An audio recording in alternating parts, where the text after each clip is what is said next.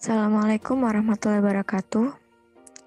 Pada kesempatan kali ini, saya dan kelompok saya akan menjelaskan tentang jenis-jenis tulisan. Sebelumnya perkenalkan, nama saya Vica Alfania dengan NPM 08 2020 101873.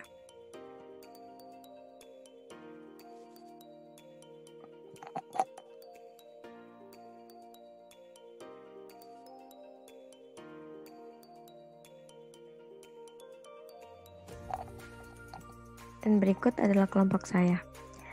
Yang pertama ada Novi Agustini, kedua Alif Dias Afrizal, yang ketiga dengan saya sendiri Vica Alfania, yang keempat Muhammad Rizal Humam, yang kelima Dwiki Arya Abioga, dan yang keenam Agustinus Koli. Masing-masing dari kita dari jurusan teknik kimia 3 orang dan teknik mesin 3 orang. Pertama-tama saya akan menjelaskan tentang apa-apa yang ada dalam PowerPoint kali ini. Ada 5 jenis tulisan, yaitu narasi, eksposisi, persuasif, deskripsi, dan argumentasi. Yang akan saya jelaskan adalah narasi. Definisi dari narasi. Narasi adalah salah satu jenis pengembangan paragraf dalam sebuah tulisan yang rangkaian peristiwa dari waktu ke waktu dijabarkan dengan urutan awal, tengah, dan akhir.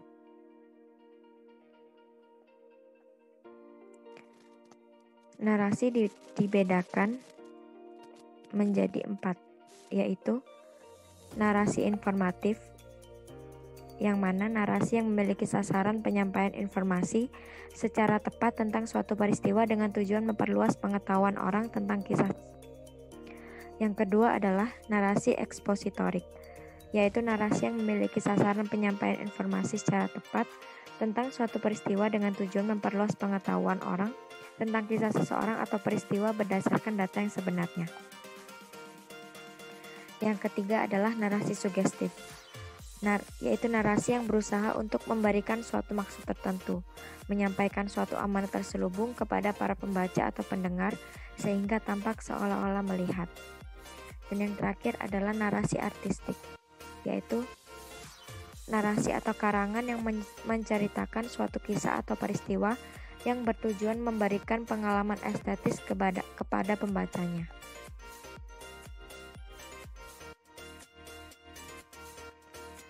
Ciri-ciri karangan narasi. Yang pertama ialah menonjolkan unsur perbuatan atau tindakan. Yang kedua dirangkai dalam urutan waktu. Yang ketiga berusaha menjawab pertanyaan apa yang terjadi.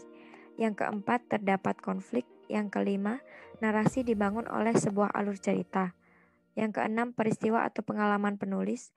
Yang ketujuh peristiwa yang disampaikan adalah peristiwa yang benar terjadi, atau dapat juga berasal dari imajinasi atau gabungan keduanya. Yang kedelapan, tanpa konflik tidak akan menarik. Yang kesembilan, memiliki nilai estetika. Dan yang terakhir adalah menekankan susunan secara kronologis. Selanjutnya akan dilanjutkan oleh rekan-rekan saya.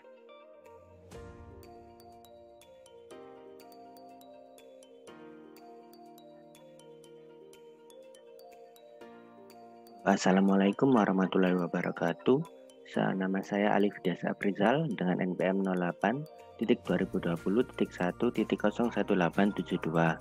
Di sini saya akan melanjutkan penjelasan materi yang telah dilakukan tadi oleh rekan saya.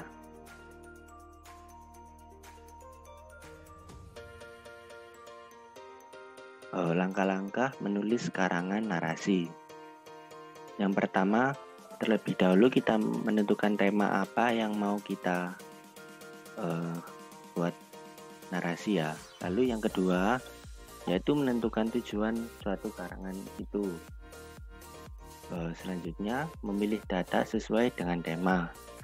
Lalu yang terakhir, membuat kerangka karangan dan mengembangkan kerangka menjadi suatu karangan.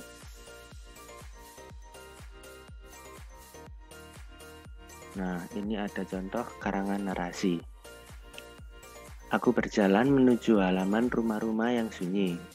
Aku terus berjalan di kota kecil yang sunyi. Hingga aku temukan patung sepeda-sepedaan di tengah taman. Ada seorang gadis berbaju hijau mengintipku dari balik rerimbun daun. Aku mengejarnya. Lantas, ia berhenti di salah satu sudut taman. Kami berpandang-pandangan sebelum aku tahu ia benar-benar hilang. Bolak-balik aku mencoba untuk mencarinya. Sebelum aku benar-benar menemukannya, dering jam waker cukup mengejutkanku. Cahaya matahari sudah menerobos masuk jendela kamarku.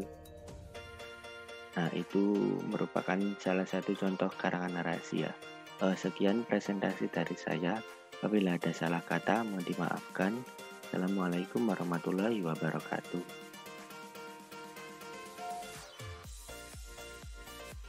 Eksposisi. Eksposisi adalah salah satu jenis pengembangan paragraf dalam penulisannya di mana isinya tertulis dengan tujuan untuk menjelaskan atau memberikan pengertian dengan gaya penulisan yang singkat, akurat, dan padat. Ciri karangan eksposisi adalah 1. Menggali melalui analisis dan sintesis. 2. Diperjelas dengan kata yang dilengkapi dengan angka, peta, grafik, statistik, gambar, atau bahkan sebagai ilustrasi. 3. Uraian bersifat objektif. 4. Berisi tentang pendapat atau gagasan penulis terhadap suatu masalah.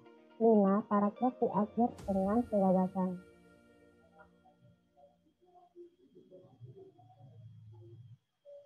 Langkah-langkah menulis karangan eksposisi. 1. Tentukan tema dan amalan yang akan disampaikan serta tentukan saran pembaca. 2. Rancang peristiwa-peristiwa yang akan ditampilkan dalam bentuk skema, alur, dan bagi ke dalam bagian awal, perkembangan, dan akhir. 3. Rancangan peristiwa-peristiwa utama ke dalam detail-detail peristiwa sebagai pendukung cerita. 4. Susun tokoh perwatakan, latar, dan sudut pandang sesuai tanda baca yang benar.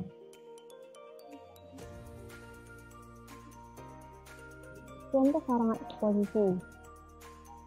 Angin adalah gerakan udara dari daerah bertekanan tinggi ke daerah bertekanan rendah.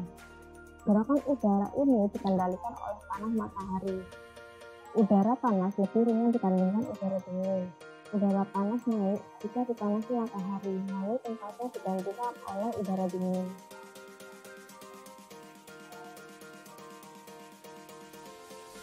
Assalamualaikum warahmatullahi wabarakatuh. Perkenalkan, saya Walidan Umam, lulusan teknik malam dengan nomor MTM 02.2020.1.09856.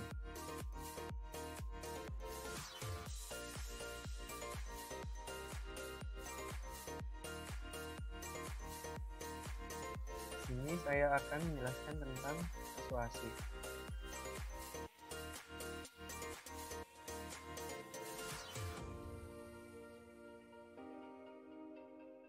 Definisi dari persuasif adalah karangan yang bertujuan mempengaruhi pembaca untuk berbuat sesuatu. Karangan ini biasanya berisi ide, gagasan, atau pendapat penulis disertai imbauan atau ajakan kepada orang lain di mana pengarang mengharapkan adanya sikap motorik berupa gerakan yang dilakukan oleh pembaca sesuai dengan yang dianjurkan penulis dalam karangannya. Dan pembaca yakin bahwa ide, gagasan, atau pendapat tersebut adalah benar dan tepat.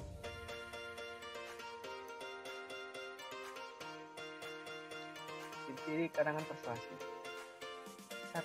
Ada bujukan atau ajakan untuk berbuat sesuatu. 2.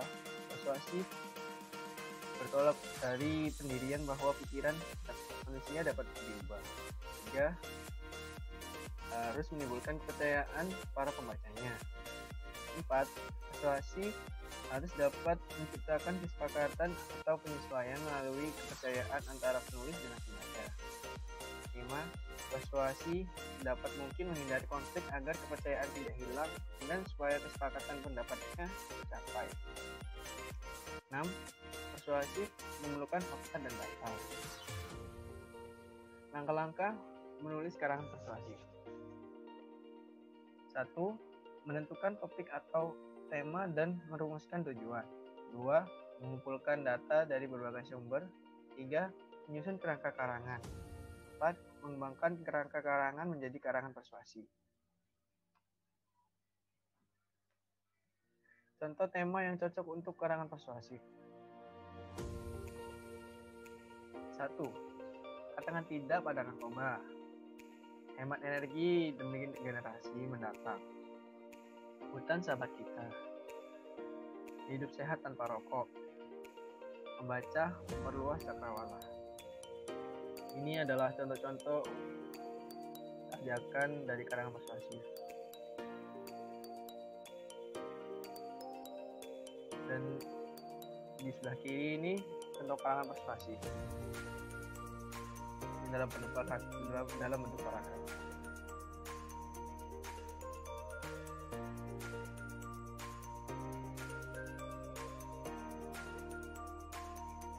Sekian dari saya. Wassalamualaikum warahmatullahi wabarakatuh.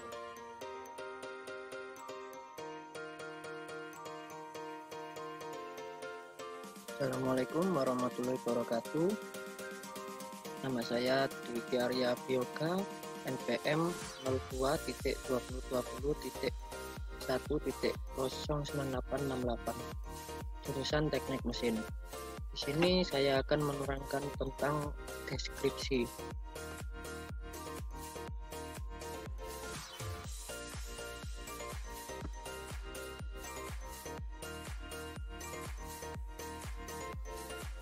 Definisi deskripsi.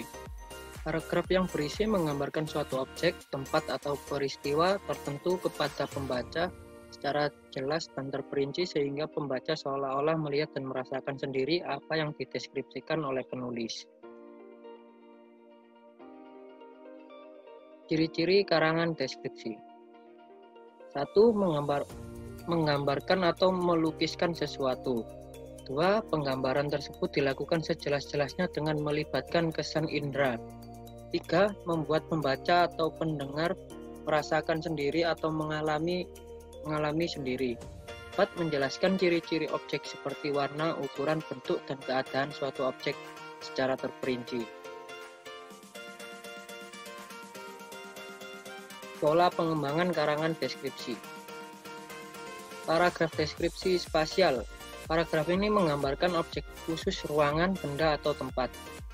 Paragraf deskripsi subjektif.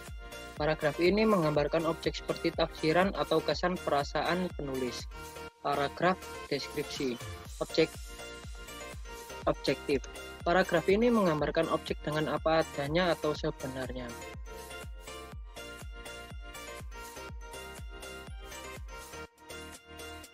Langkah-langkah menyusun karangan deskripsi. 1. Tentukan tema atau topik yang akan dideskripsikan. 2. Mengumpulkan data dengan mengamati objek. 3. Menyusun data tersebut ke dalam urutan yang baik, menyusun kerangka karangan. 4. Menguraikan kerangka karangan menjadi deskripsi yang sesuai dengan tema yang ditentukan. Bentuk karangan deskripsi. Jogja sangat mempesona. Di sebelah kiri terlihat tebing yang sangat tinggi dan di sebelah kanan kita bisa melihat batu karang besar yang seolah-olah siap menjaga gempuran ombak yang datang setiap saat. Banyaknya wisatawan yang selalu mengunjungi Pantai Parangtritis ini membuat pantai ini tidak pernah sepi dari pengunjung. Di Pantai Parangtritis ini kita bisa bermain pasir dan merasakan hembusan segar angin laut. Kita juga bisa naik kuda ataupun angkutan sejenis andong yang bisa membawa kita ke area karang laut yang sungguh sangat indah. Di sore hari, kita bisa melihat matahari terbenam yang merupakan momen sangat istimewa melihat matahari yang seolah-olah masuk ke dalam hamparan air laut. Terima kasih.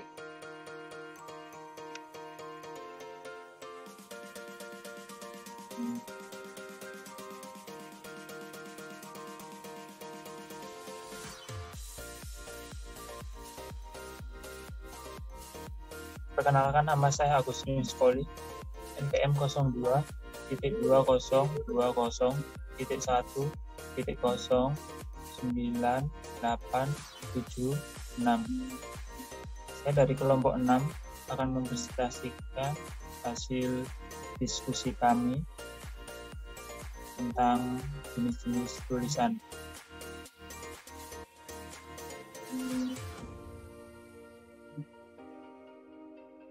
argumentasi.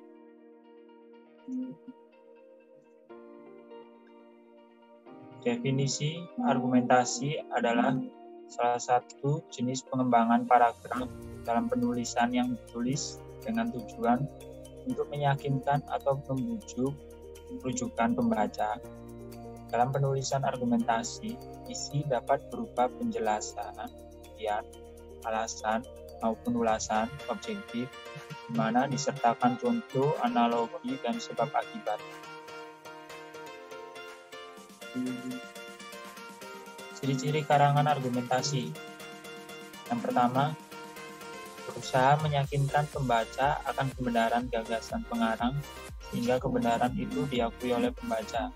Yang kedua, pembuktian dilengkapi dengan data, fakta, grafik, tabel, dan gambar.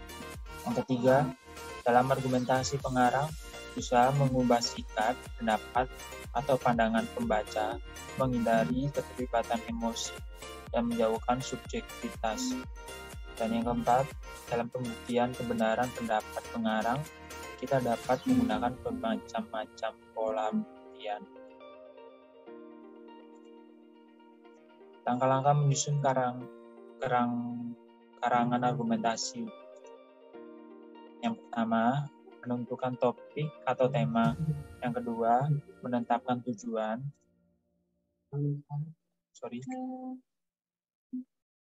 Yang ketiga, mengumpulkan data dari berbagai sumber.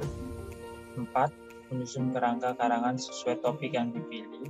Dan yang kelima, mengembangkan kerangka menjadi karangan argumentasi.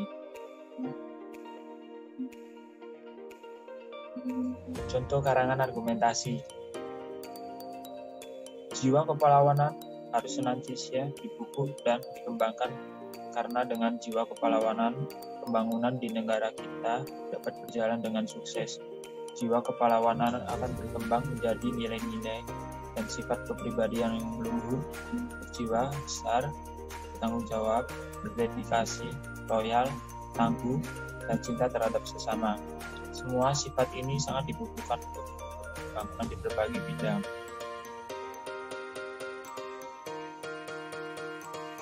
Terima kasih, sekian dari presentasi saya.